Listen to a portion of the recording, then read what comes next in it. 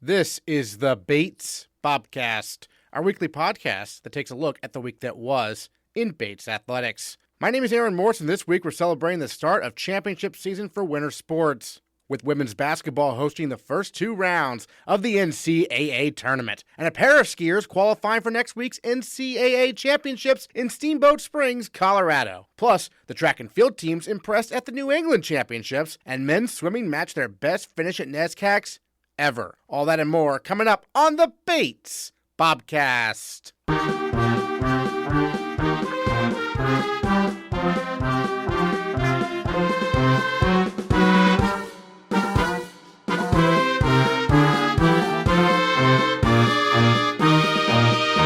The women's basketball team beat Trinity Saturday in the NESCAC semifinals before falling to Bowdoin in the championship game on Sunday. Despite the loss, the Bobcats are not only in the NCAA tournament, Bates is hosting the first two rounds this Friday and Saturday at Alumni Gym. The Bobcats take on Brooklyn College Friday at 6:30 p.m. in the first round, and if they win, they will play the winner of Springfield versus Widener Saturday at 6:30. Tickets go on sale to the general public this Wednesday at 3 p.m., and you can find a link to purchase them at gobatesbobcats.com. The team gathered in the upstairs of Commons to watch the selection show on Monday, and after the announcement, we chatted with senior captains Morgan Kennedy and Davina Kabantu.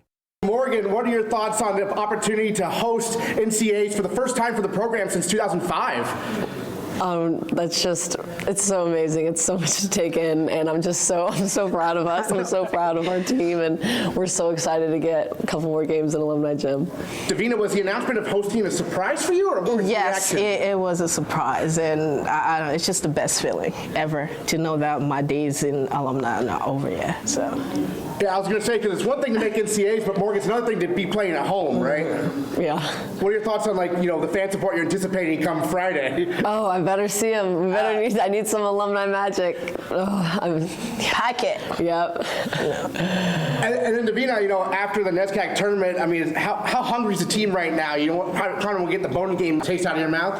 It's just start tomorrow in practice. We just gotta flip the page and focus on the next game we got. And now we have a new vision. Is compete in the Final Four and for the national championship.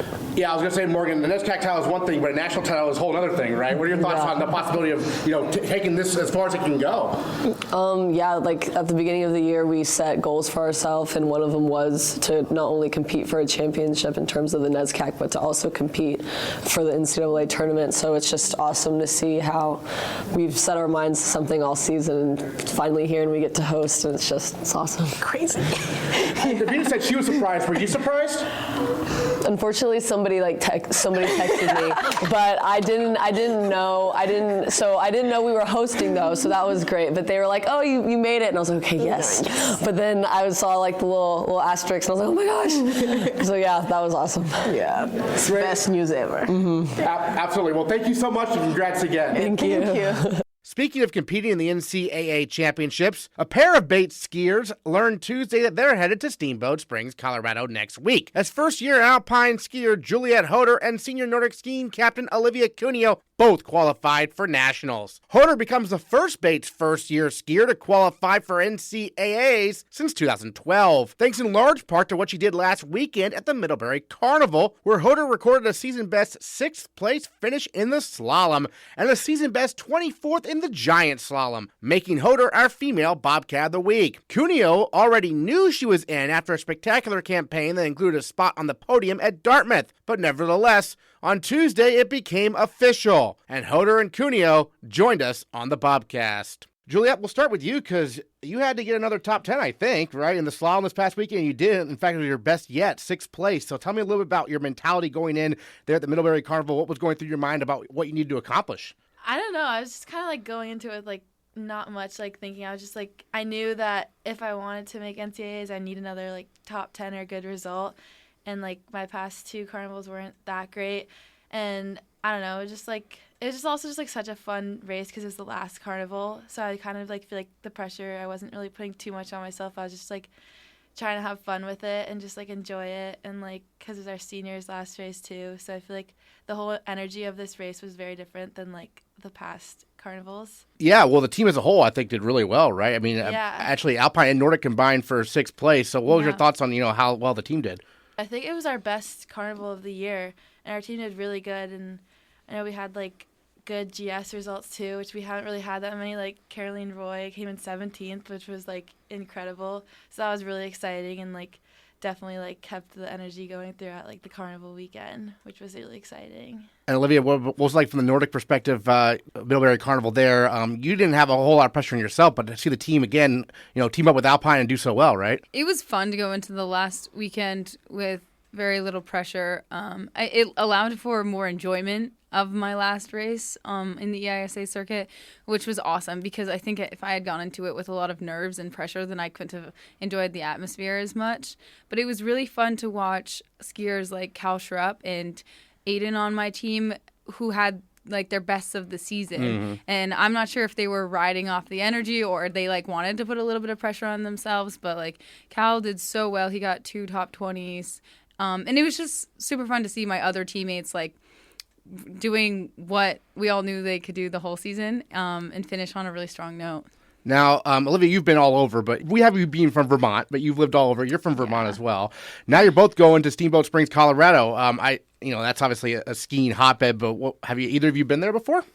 Yeah, I actually spent the last 2 summers there. There you go. So, I figured. One of my good friends who used to be on the team here had a house there, and she invited me out 2 years ago, and it was amazing. So I found a place to stay this last summer, and so it really feels so special that I get to go back because Steamboat has started to feel like my home. Like, this is kind of funny, but I love my job out there. I work at a cafe, and like immediately when I knew I was going to make it, I texted my boss and I was like, "Hey, can I pick up a couple shifts? Like, I'm really excited to be back." He was like, "Absolutely. Like, we're so excited to have you." So in a way, it feels like I'm going home.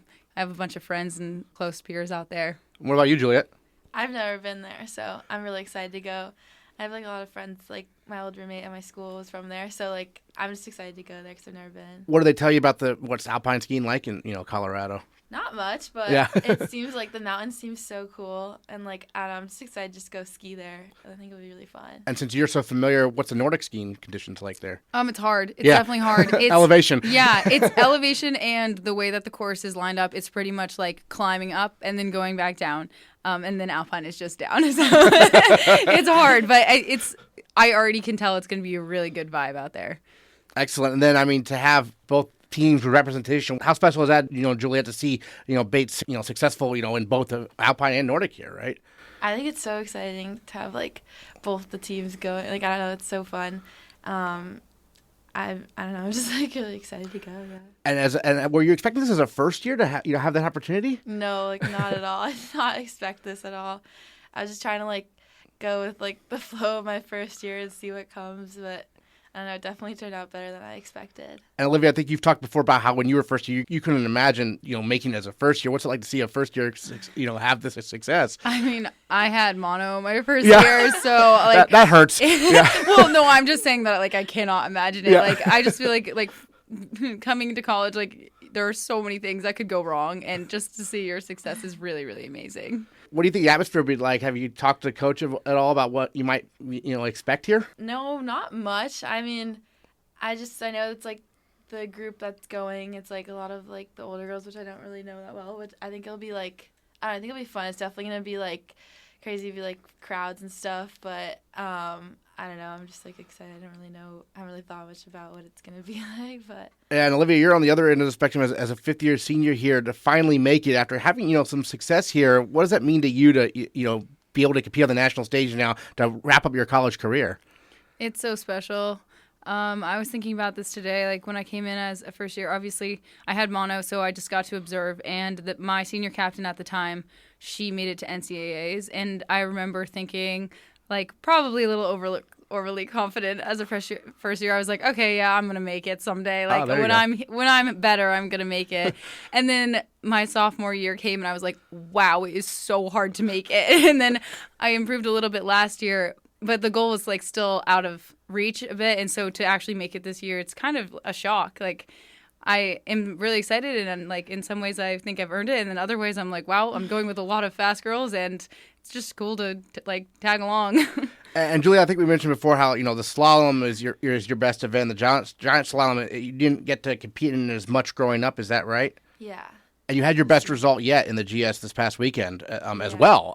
So what was clicking there? That day was like the last GS, and the crowd was like insane. There were so many people, and like the energy was just like so fun, and like I think everyone was just like skiing, and like there wasn't that much like thought into it, and it was just like a fun hill, and I don't know, the team did really good in that GS, so Excellent. exciting. Excellent. Well, Olivia, any other thoughts you wanted to share with us about this upcoming trip and what you're most looking forward to? I am probably most looking forward to the fact that it's in Colorado. Yeah.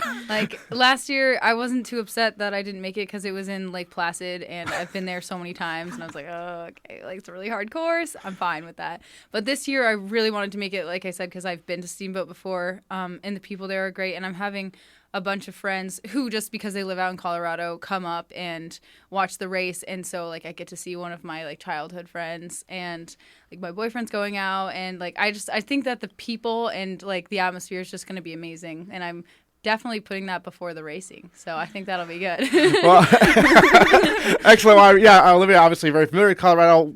Any other thoughts you want to share with us, Julia, about this new experience? Have you been to the state before? Yes, Okay. I have. No, I've been there quite a few times, Okay. but just never Steamboat. Gotcha. But, I'm just excited to go and like also just race against the like West people. Like Sure. I've never like really raced against them, and it's like I think it'll be exciting to like be in a different environment and like see what it's like out there to ski there. But I was going to say we're kind of in like an EISA bubble here at Bates. There's a whole other conference or area of the country, right, Olivia? I mean, yeah, totally. It's kind of cool to come from one of the better conferences. Like the West, like Colorado and Utah have some really good schools. Yeah. But I mean, you just like look at the women on like the alpine and Nordic side, and we are like so fast. Like we're sending a good group this year, so I think we can hold our own.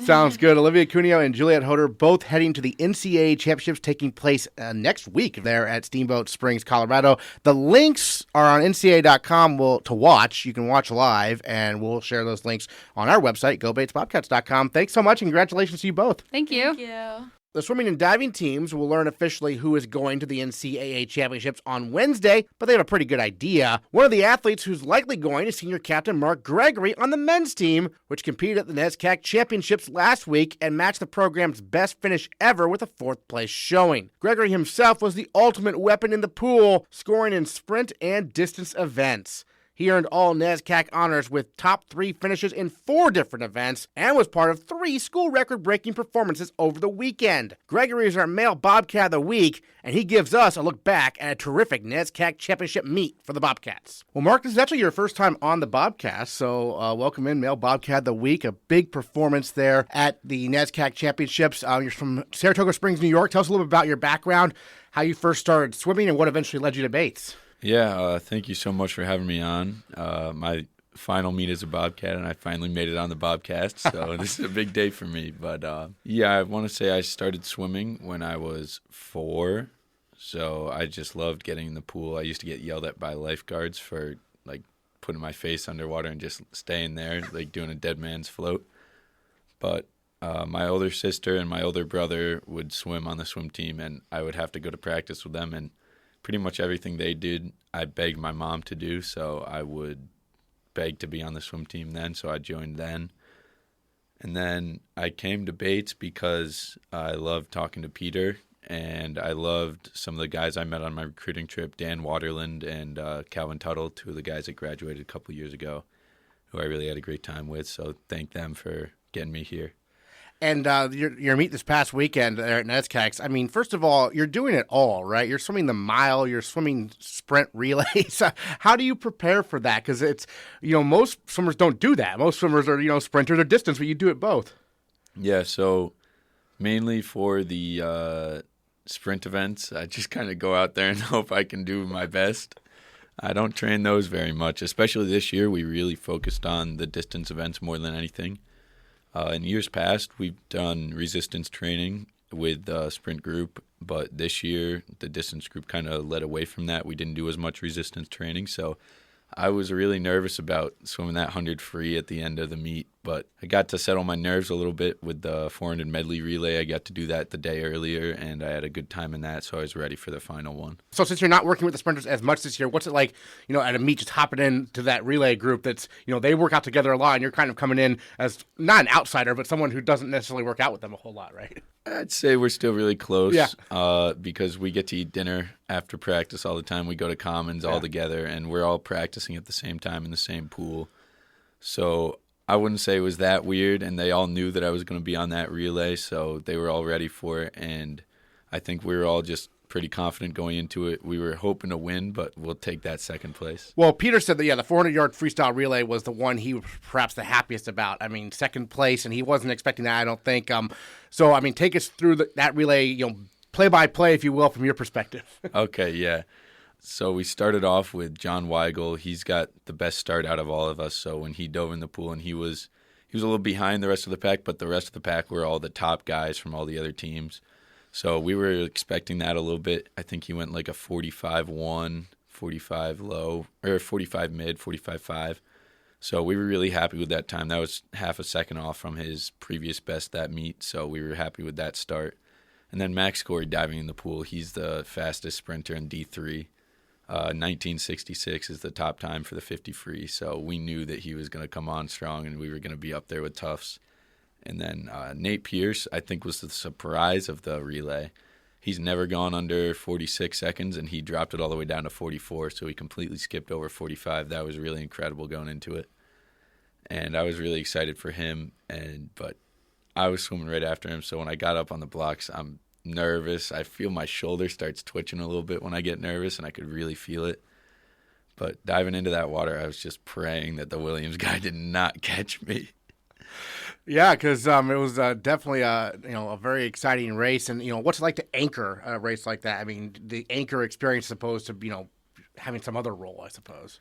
I was really excited for the anchor spot. I'm glad Coach gave me that because it really gave me an opportunity to show that I can finish. And because of a race that I lost 2 years ago, sophomore year, against one of the Colby swimmers, at the end of the race, he outtouched me, and I've never forgotten that. So I always try to take pride in my finishes, even if I have to sacrifice the middle of my races. But it was really great for Coach to give me the anchor because I love trying to finish hard, and I did finish hard. I beat that Williams kid when I saw him at the 50-meter mark. Excellent. Yeah, I mean, I was going to say, it's interesting how some races just kind of stick with you. So that's something that's, been in your mind for a while now, I guess. What happened 2 years ago? Yeah. So what happened 2 years ago was I was swimming the mile in the Colby pool against Colby swimmer, Anthony Manicchiello, and I was probably a body length ahead of him with a 25 left in the race, and he totally dusted me on that last 25, and I remember the weeks after I would watch the video on my phone and I'd just start screaming in my room. I was so upset about it. Oh, my goodness. So I really took that one to heart, and it really helped me train hard that season and drop a lot of time that season, just get better. So, yeah, I want to say that I really take pride in those finishes after that one. I was going to say, like a race like the mile, not necessarily thinking about maybe the touch at the end, because it doesn't often come down to being that close, right, as compared to a sprint. So that's kind of almost a rare situation, isn't it? Or how often does a mile race come down to out touching somebody? I want to say not terribly often, but definitely at meets like this where the focus is really getting the highest place as possible. Mm-hmm. A lot of times if you're around somebody, then you're going to just focus on them completely and focus less on the time and focus more on trying to beat them. I know one of the Williams guys, Carter Anderson, has made it really exciting the last 2 years. He's won the 1,000 and the mile both years, and both times he just comes in at the end and takes it. He took it from me last year in the 1,000, which was really disappointing, but he's an incredible swimmer. So, yeah, so speaking of that race, we were just mentioning the 400-yard freestyle. You mentioned Bates beat Williams. The time, 2:58.55 for Bates. 2:58.93 for Williams. So when you touch that wall, you have to look at the scoreboard real quick, or do you have a sense you beat him? I knew that I had him when I saw him on the last 25. I knew it was my race to win, so I just put my head down, and I looked up pretty much right away, but I saw the guys celebrating, and when I saw that second place, I was really excited. Excellent. And were you a distance swimmer in high school and stuff like that? Yeah, so in high school they don't swim the mile, Okay. but they swim the 200 and the 500, and every single meet I was swimming that.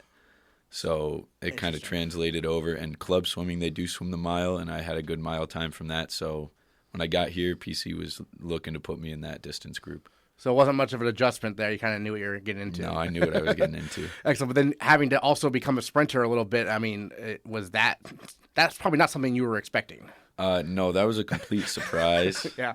Starting my sophomore year, it was actually really funny. I didn't bring a suit to the last session because I thought I was done swimming. I swam the mile in the morning. Yeah. So that was supposed to be my last race. I didn't pack a suit for the night session. I get there. I don't have anything to swim with. And coach comes up to me, says, "Hey, I'm throwing you on the B relay tonight." And I go, "What?" Coach had not put me in 100 free all season. I'd never swam the 100 free for him. He'd never seen me swim one. But he was like, "Mark, you're having a killer meet, and I want you to be on that relay." So that was really nerve-wracking, but each of these past 3 years I've been able to do it, and I've been getting faster each time. So Yeah, so you're the school record holder in the 500, the 1,000, and the mile. You were briefly our school record holder in the 200, and then Weigel broke it like 2 days later because I think you led off the 800-yard freestyle relay, right? Yeah. So what's it like having so many good swimmers where records are getting broken 2 days after they're set, right? I mean, it's exciting. So I had the 200 free record all this year. I broke it you last had it. year. Okay, gotcha. Yeah, but you and set then a new one, I think. I set a new one Yeah, that's what at it was. the 800 free relay, but I knew it wasn't good enough because I knew John was going to get that record. But I was telling him that he needed to swim a little slower, but it was more of a joke. I'd go up to him and I'd say, "John, you really cannot swim fast tomorrow." But I knew that he was going to break that record, and I think he knew it too because he had practically gone that time in a dual meet. So we all saw it coming, and it's just really exciting to have him on the team and training with him. And we both get an opportunity to swim at nationals, so I'm hoping I can take that record back from him. Yeah, there's no chance for you, for sure. And speaking of nationals, obviously, when people qualify, you can kind of mix and match what events you swim in as long as you have a B cut, right? So what are your thoughts on what you might be swimming at for NCAAs? So I'm going to be swimming that 200 freestyle. I don't think I'm going to be leading off the relay this time, so I'm only going to get one opportunity to beat him. But I'm going to be on that 800 freestyle relay. I'm going to be swimming the 200, the 500 free, and the mile. Those are going to be my 3 individual events. And then on top of that, I'm probably going to be in the 4 free relay too. Yeah, I got 4 free relay, just set the record there the other day, along with the 800 free relay there at NESCACs. I mean, you guys graduated a lot of good talent from last year. I mean, Nathan Barry to lead the way, but a bunch of good seniors. So what's it like to have this team be so successful again, reloading almost? It shows the strength of the program a little bit, doesn't it? Oh, yeah, definitely. I mean, I think graduating the 8 seniors last year, I think 7 of them scored at NESCACs, and 6 of them came with us to nationals, so it was a really big group to lose. And to come back this year, I think we had 17 guys score at NESCACs, which was even better than last year. So it really shows how a lot of guys on the team stepped up and did better than they did in previous years. And a lot of the freshmen came in too, and they were ready to go. They were ready to score, and they all did. So it was really impressive from a lot of people. Yeah, Weigel being one of them, of course. Yeah. So, I mean, any other thoughts you wanted to share on NESCACs or on the season so far we haven't gotten to talk about yet? Yeah, I just want to say that this was probably my favorite NESCACs out of all 3 of the ones I've been to, and I lost my voice on the second day, as you can hear, and it's because I was screaming so hard for my boys, and I'm just really happy that we pulled out the 4th place and beat Colby. Yep. Because losing to the Colby by 4 points in the dual meet was really disappointing. I mean, if we had just won one more race, we would have gotten them. So I'm just really happy we got to beat them this time, and really they're a great source of motivation for me in the pool, so I'm really happy that it's always close with them. It's always fun. Excellent. Mark Gregory, our male Bobcat of the week. The Bobcats men's swimming and diving team, 4th place at NESCACs, matching their best finish ever. Next stop, NCAA Championships in March. Thanks so much for joining us on the Bobcast. Yeah, thank you very much. The track and field teams compete at the New England Division III Indoor Championships this weekend in Boston at the track at New Balance. And the men's team placed 4th overall, their best finish at the meet since 2015. Senior captain Ned Farrington won the New England Championship in the mile with his time of 4 minutes, 11.18 seconds. Well, Ned, New England Championships, New England champion in the mile run. It wasn't even a PR for you, but you won the New England title. So just take us through the race and kind of how it went from your perspective there. Yeah, it was a really tricky race overall. I got out a bit slow. The entire field got out slow. I got spiked pretty bad. I got a couple marks on my shin from that. But yeah, we were only out through 233, 34 seconds, which is definitely on the slower side of things. And yeah, we kind of just continued hitting pretty moderate splits, 31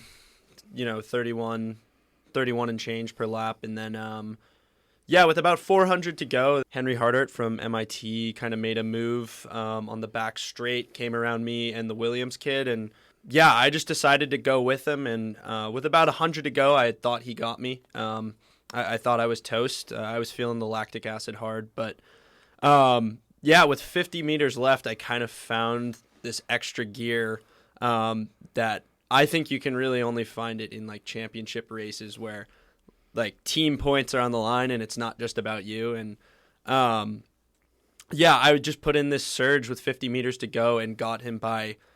I didn't even know it was as close as it was, but when I saw the video, I was like, it can't get any closer really in a mile race. So that's how it went, and I was really glad I fought for that extra 2 points because that put us over Williams. That's right. That made a big difference. I'm curious about that because, it was less than a second, the final margin. And a mile is, decently sized race in terms of distance. So have you ever been in a distance race like that, or mid-distance, I guess you could call it, that's that close? I have fighting for like second or third, but never for the... I have never won, personally, a major championship, so that was definitely the biggest nail-biter I've ever been in. Yeah. So it's like basically a sprint to the end where you're both pretty tired, I imagine. Exactly, yeah. Just like gritting the teeth, like fully swinging the arms, yeah. And you mentioned the team aspect of it. The team got their best finish in New England since, I think, 2015, so fourth place there, and as you mentioned, by 1 point over Williams. So what's that like as a team kind of looking at the scoreboard throughout? And Williams is a program you always want to try to beat, obviously, and getting that victory so narrowly over them. Yeah, it was like hands down the most fun meet I've ever been a part of. Just like from the first event of the day, the DMR, the guys went out there, beat their seed by like 4 places. They got fourth, and we were like, okay, this is going to be a good day. Then Kevin O'Connor and Derek Shen almost made the final in like what was probably the most competitive 60-meter New England Championships of all time. So we like everybody was just going, and then I came in the mile after that, and I was able to win, and I didn't think I was going to win, so getting 10 points for the team, that was also good. It just kind of felt like everything was sort of breaking our way for the most part, which in past championships we found like it kind of hasn't broken our way. So throughout the whole day, we were just getting wins on wins, and as we got towards the relays at the end of the meet, it was getting really nerve-wracking. We were waiting on the shot put points to come into the live results, and those came in, and we were like, okay, if we can beat Williams in the 4x8, which we did handily, they got second, did us a huge favor there, and as long as Williams doesn't do too well in the 4x4, we're going to beat them, and it literally came down to 1 point, which is pretty crazy over the course of 20-something events for that to happen. Yeah. Certainly. So very strong, kind of not into the season, but for, a majority of people, the last meet of the indoor season, but we do have a couple more coming up. We have the last chance meet, and we have hopefully NCAAs for people who can take advantage perhaps of that last chance meet or already have the numbers. What are we looking at? Who are we going to see at Tufts this weekend here? Yeah. So we'll be carrying a decent squad down there. Yeah. Not everyone that's going necessarily thinks they're going to qualify, but they want to at least give it a shot and get used to just competing that late in the season. But so we're going to be running a distance medley relay. We think we have one of the best teams in the country, and we think we can, be All-Americans, even maybe contend for the national title in that. So that's going to be Ross on the 1200 leg, Truman on the 400, and Calvin on the 800, and then I'll be the mile leg at the end of that. Yeah. Interesting. So Ross on the 1200, even though his 800 times have been really good this year, how does that kind of work? Yeah, so it's kind of a tricky one. Yeah. You basically, Calvin has been running really well in the 800, but isn't necessarily as good of like a miler, and Ross can kind of run the 8 and the mile. So you take the middle of those. Sure. That's a really, really good 1200. And then I just don't really have the speed to be a good 800 or 1200 guy, but I have the strength to be a miler. So, and then, Truman's a no-brainer for the 400, Yeah. Now, this will be the first time you all have run together, really, as a DMR team, right? So it's kind of coming together at the last minute here, but hopefully for a lot of success. What are your thoughts on kind of a new group, sort of? Yeah, it's the distance medley is a strange event because it's run at so few meets that, every team kind of targets 2 opportunities, and that is the BU Valentine meet in February, and then the last chance meet.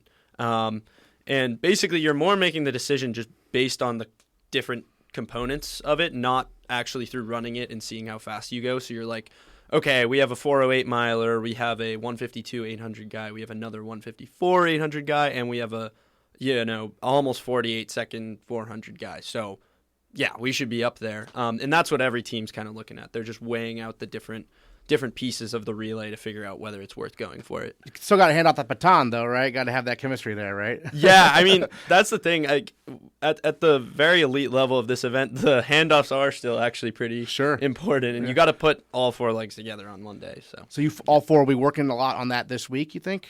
I think we'll definitely do some run-throughs. I'm notoriously terrible at handoffs. Yeah, don't really have the coordination for that. The other 3 will be fine at it, but and thankfully I won't have to hand off to anyone. I just gotta get the stick and then not drop it. So because you're the anchor. I'm the anchor. Okay, gotcha. Yeah, that's the goal. Yeah, excellent. So you mentioned how great the team did overall. I mean, after your races, when you're watching, what kind of stood out to you about some other performances, perhaps? Oh gosh, I mean, there were so many, but I think the one that gave me like goosebumps was the 4x8 at the end of the day, because that was the one that kind of sealed it over Williams.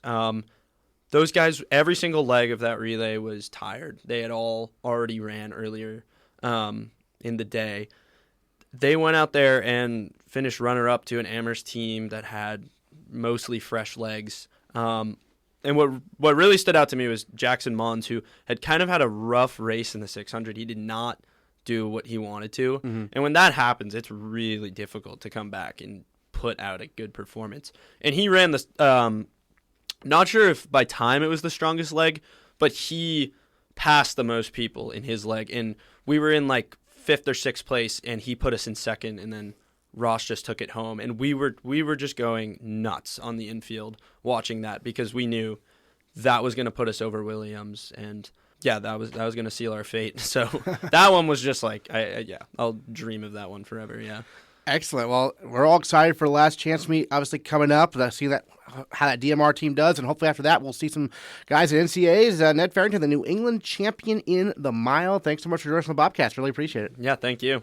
On the women's side, senior captain Maddie Lee had a big breakthrough in the 400 meters, clocking in at 59.32 seconds, good for 9th on the Bates all-time performance list. On top of that, she helped the Bates distance medley relay team score points for the Bobcats as they finished 6th in New England. It was a busy day for Lee, who also contributed to the 4x200 relay team's 11th place showing. Well, Maddie, a big breakthrough there for you in the 400 meters, sub 60 there, number 9th all-time at Bates. So take us through kind of the race and how it went there at New England.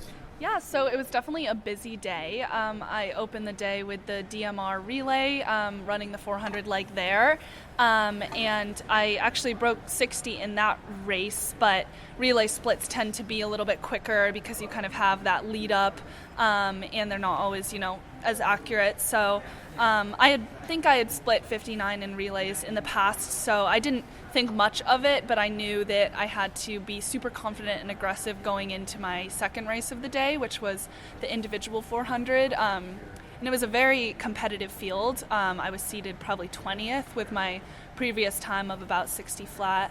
So I really just didn't want to have any regrets. I was in a heat of only 3 people, and I just tried to attack it pretty aggressively and close as hard as possible.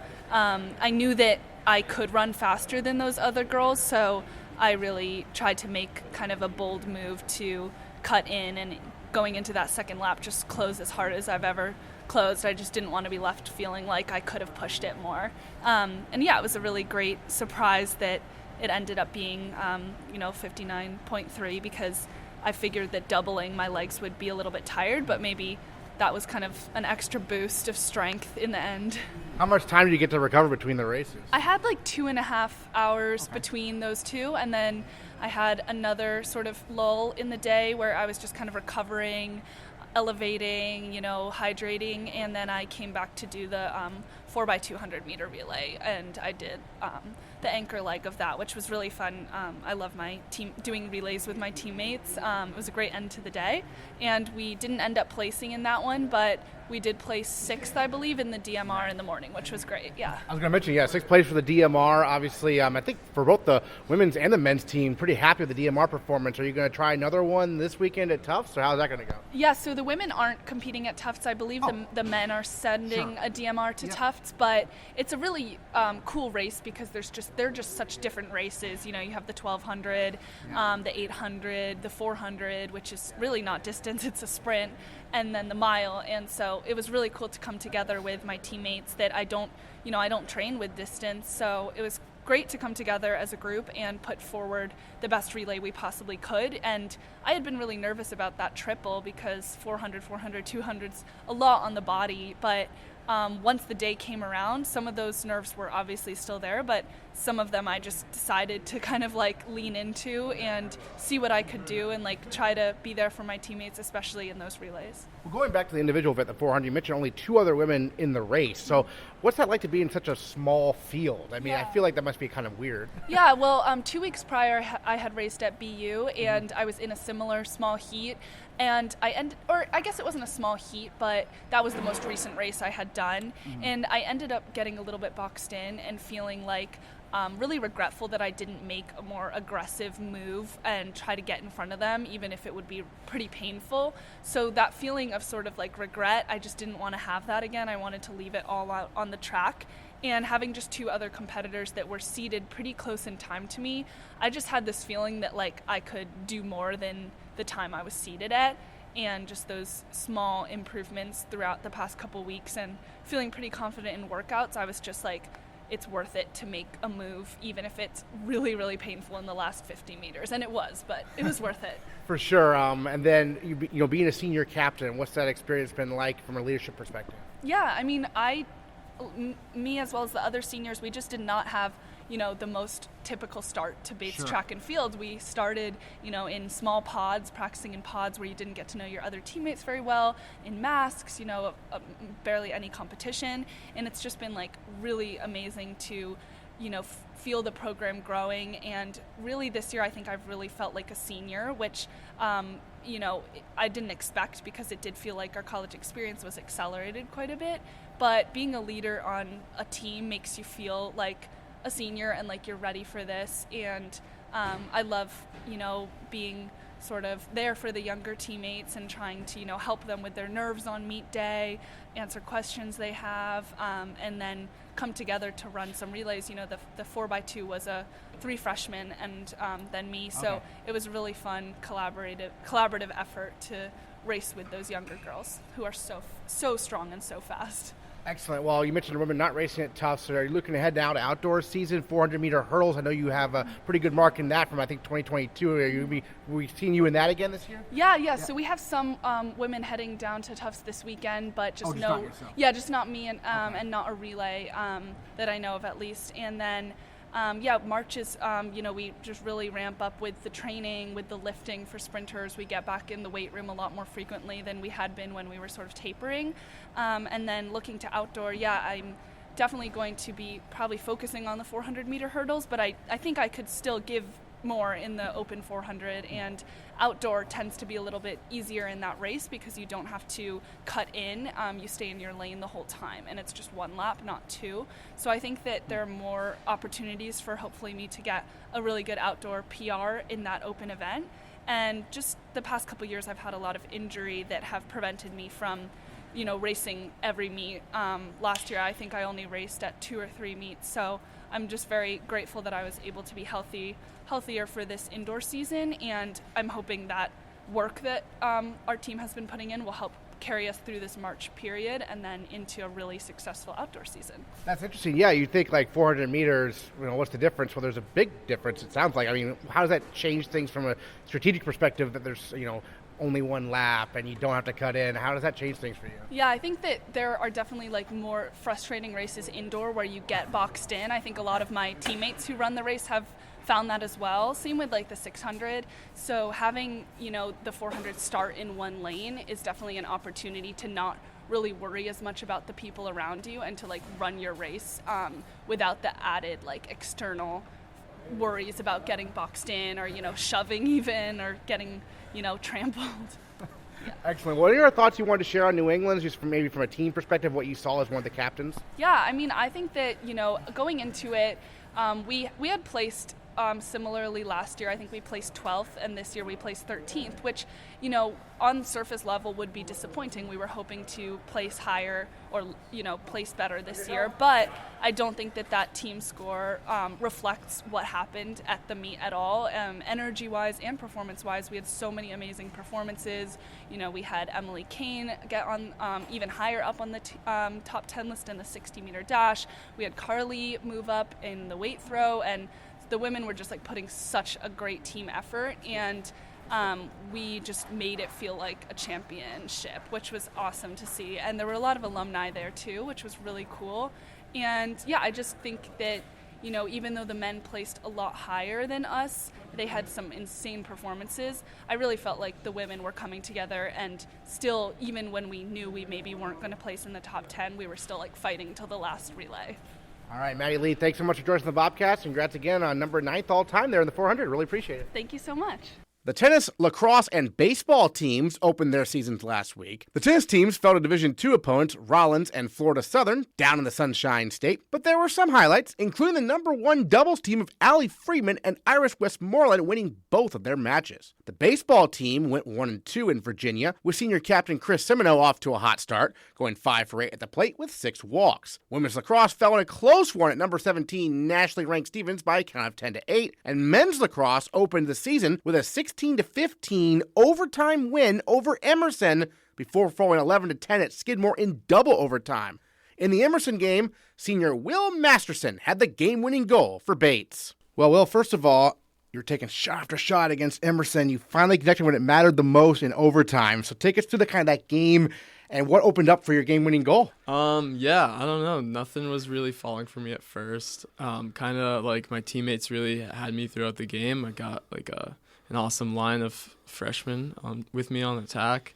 And yeah, that last goal, I kind of haven't had a game like that in a while where I hadn't had a point, and I knew one would fall, and yeah, it just happened to be the game winner there.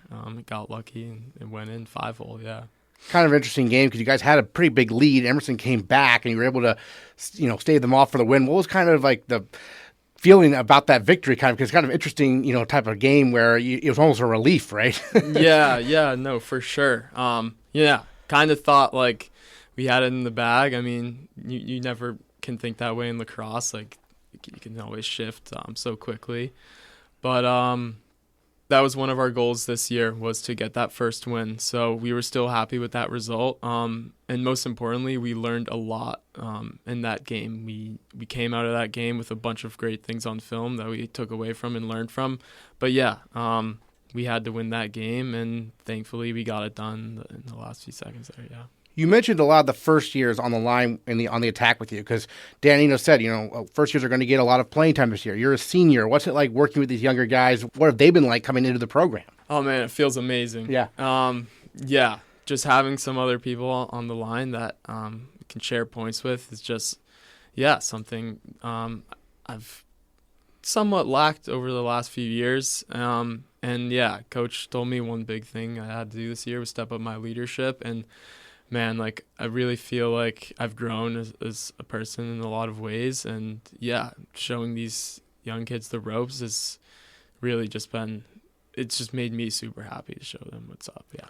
And one kid was Gray Doyle. He had 6 goals and 8 assists this past week. I mean, what have you seen from him? This guy coming in. Rookie. Yeah. Gray is sick. He's got 14 points on the season already. That's more than what I've ever done. So Yeah, I mean, I love hyping this kid up. He's a little animal, and he's killing it. And I'm just gonna keep looking for him. He's gonna keep looking for me, and yeah, we make it happen. I love that kid. Yeah, so break it down for us on the field. What's kind of his role? What's your role? Where are you guys on the field? How are you guys connecting?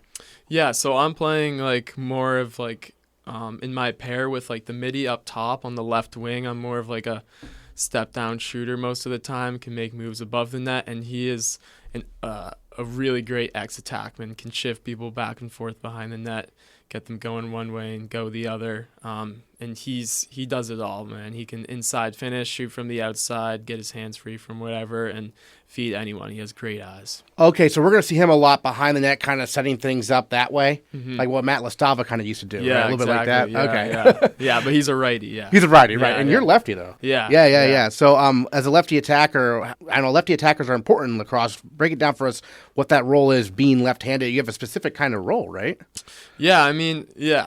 We got two lefties on the attack line this year, but yeah, lefty's kind of unique. There's not a lot of us, and like for that reason, I don't like to go to my right hand a lot. I like to keep the stick in my left hand. But yeah, it's a little different because most defensemen are used to guarding right-handed kids just because there's more of them. So like lefty kind of like throws them for a loop sometimes, even though I'm getting slashed more often. Because if you think about it, their right hand is easier to check me if I'm going right or going to my left. Yeah. Yeah. So you got to be prepared for some contact. For sure. Yeah. You had two games this past week. The Skidmore game went to double overtime. So an overtime game, then a double overtime game. Close loss there, but I mean, two really close games to start the year. What's that like from a lacrosse player's perspective? You enjoy those, or you wish they were a little bit maybe not as close? I mean, yeah, we're always hoping for a win. Yeah. But I guess like in reflection of the past two seasons, these have been two great games. Yeah. And I've really had fun throughout. I mean, yeah, we should have won both, but I've had a lot of fun. And yeah, I've gone into 3 overtimes my first 2 games my senior year, which is more than I haven't gone into an overtime since I got to Bates. Yeah. Yeah. So that was your first ever overtime game there against Emerson. Yes. Okay. Nice. Yeah. And obviously For sudden Bates, victory. Yeah, and victory there. You guys are on the road a bit. You got Hamilton this Saturday, and then at Keene State next Wednesday coming up. So NESCAC play. What are your thoughts? Starting on the road against Hamilton. Obviously, every NESCAC game is tough, but obviously it would be real nice to start with a victory, right? For sure. We're the only team in the NESCAC that has 2 games under our belt, or 1 actually. Nobody else has played a game, so we're feeling super confident going into Hamilton. But yeah, this week is just going to be focusing on us right now. And you guys obviously played on the new Garcelon turf there last Wednesday against Emerson. What was that experience like? I mean, you've been practicing on it, but what was it like to play on it? Yeah, no, I love that turf. Surface just feels so much better. And yeah, you can feel the excitement. People love playing on it. Yeah. You mentioned Coach talking with you about being a leader this year as a senior and everything. What are some goals kind of you have in your mind about how you want to kind of lead and help these first years get used to college lacrosse, I should say? Yeah, I guess the biggest thing is lead by example. I'm not the best talker. I'm not the best hype guy, but yeah, doing things on and off the field. Being the best human I can on and off the field, and hoping these guys follow in my footsteps. What kind of culture are you guys looking to build? Because Dan Anino mentioned a lot about building that culture last year and having to apply to this season. What have you noticed about this team as you move forward, sort of? Yeah, one thing Coach says a lot is serve each other, and it's bottom up leadership, like freshmen telling other guys what to do, seniors helping each other out. The senior class has really stepped up this year. We have a great group of guys. Like, I love everyone on the team, seniors especially. But yeah, we're all here to serve each other and to make each other better, and doing whatever we can to make everyone else better. All right, the Bobcats are at Hamilton this Saturday, at Keene State on Wednesday, March 6th. Their next home game, for those of you can check out the schedule online, of course, but they're home against Williams on March 9th at noon at Garcelon Field. A road-heavy schedule, to say the least, to start the year, but then we get some home games closer to the end. So, Wil Masterson, thank you so much for joining us on the Bobcast. Congrats again on the game-winning goal in your first collegiate overtime game there against Emerson. Thank you so much, Aaron. Women's lacrosse is home this Wednesday at 5 p.m. and this Saturday at 11 a.m. when they host Hamilton. And of course, the women's basketball team hosts Brooklyn College this Friday at 6:30 p.m. in the first round of the NCAA tournament. Find the complete schedule online at GoBatesBobcats.com And we'll catch you next time on the Bates Bobcast.